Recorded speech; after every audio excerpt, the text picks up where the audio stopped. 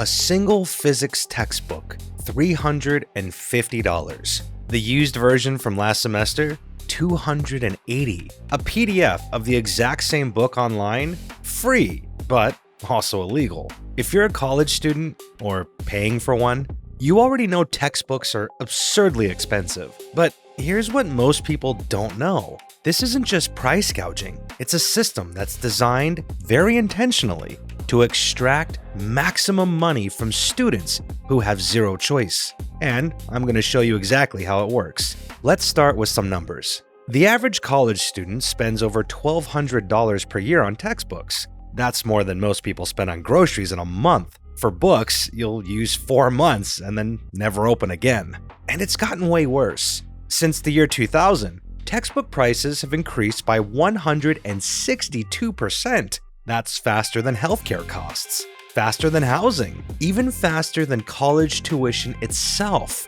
which is saying something. So what happened? Did it suddenly become more expensive to print books? Did the information inside them become more valuable?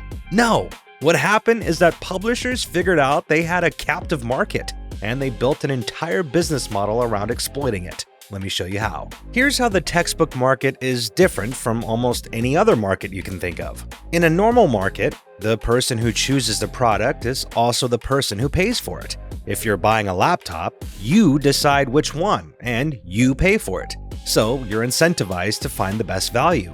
But with textbooks, the person choosing the book, your professor, doesn't pay for it. And the person paying for it, you, the student, doesn't get to choose. You're told, buy this specific edition of this specific book, or you can't do the homework.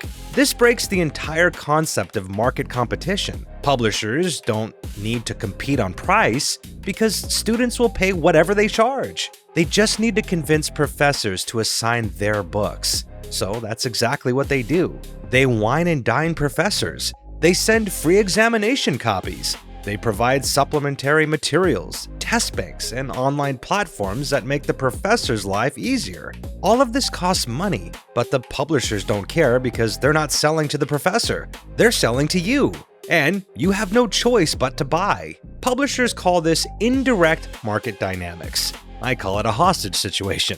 But it gets worse.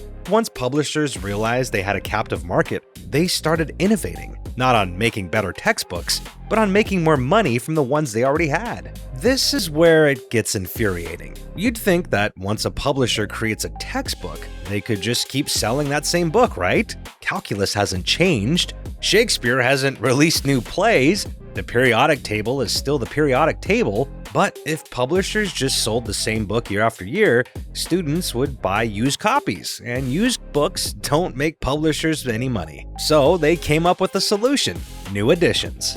Every 2 to 3 years, publishers release a new edition. They'll rearrange chapters, change page numbers, update a few examples, maybe add a new photo, and boom, new edition. New ISBN number, which means your professor assigns the new one, and last year's used book is suddenly worthless. I looked at a biology textbook that released its 12th edition recently. You know what changed from the 11th edition? They rearranged 3 chapters and updated some statistics. The core content, the actual biology, was 98% identical. But because it was a new edition, students couldn't use used copies. And the price? $325. Here's the thing. Professors often don't even know this is happening. They get the newest edition for free, they see some updated examples, and they figure, sure, why not assign it? They're not trying to screw over students, but the system is designed to make this the path of least resistance, and publishers have one more trick up their sleeve. This is the really diabolical part: access codes. More and more textbooks now come bundled with an access code, a one-time use password that lets you into an online platform where you do homework, take quizzes, or access additional materials. Here's why this is genius from a publisher's perspective. Access codes kill the used book market completely. You can't resell an access code, you can't share it, it's a single use. Which means even if you buy a used textbook for $50, you still have to pay $120 for the access code because your professor requires it to submit homework. So publishers get paid twice. They make money on the initial sale, then they make money again on the access code, and students have zero alternatives. Some professors have caught on to this and refuse to use platforms that require access codes, but many don't have a choice. Their departments or universities have deals with these platforms.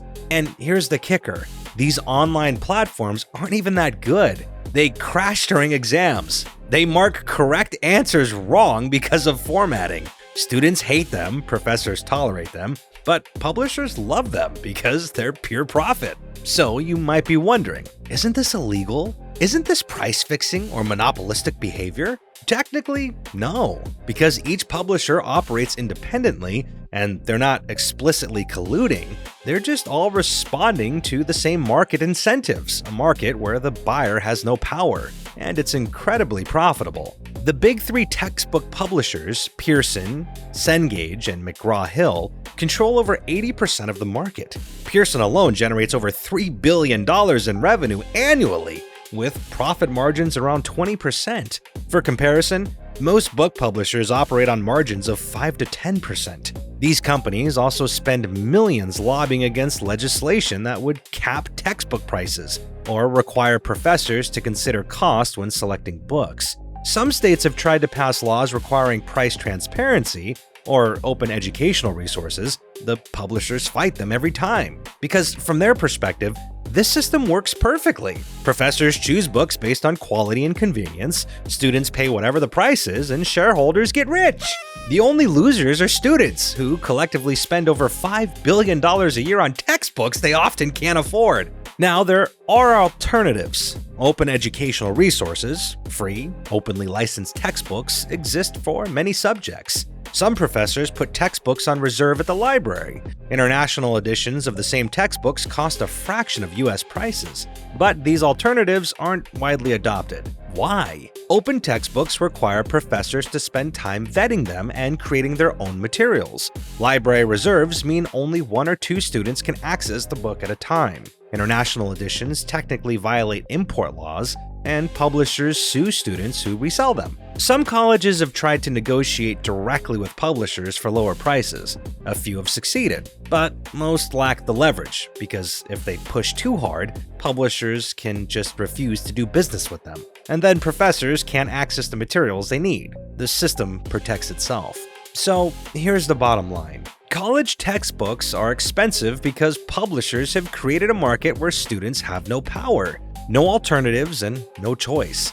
They've weaponized the fact that professors choose books, students pay for them, and nobody can opt out. It's not a conspiracy. It's not even illegal. It's just a system designed exactly the way it functions, to extract maximum profit from people who have no leverage. Could this change? Maybe. Some states are pushing for open educational resources. Some professors are refusing to assign books with access codes. Student activists are demanding reform. But until the fundamental structure changes, until the person choosing the book has to care about its price, textbook publishers have no reason to lower costs, because they've built a business model that doesn't require your approval, just your money. If you found this helpful or infuriating, hit subscribe. I break down confusing systems like this every week, and let me know in the comments, what should I explain next? Because there's no shortage of systems that work exactly like they're designed to, just not for you.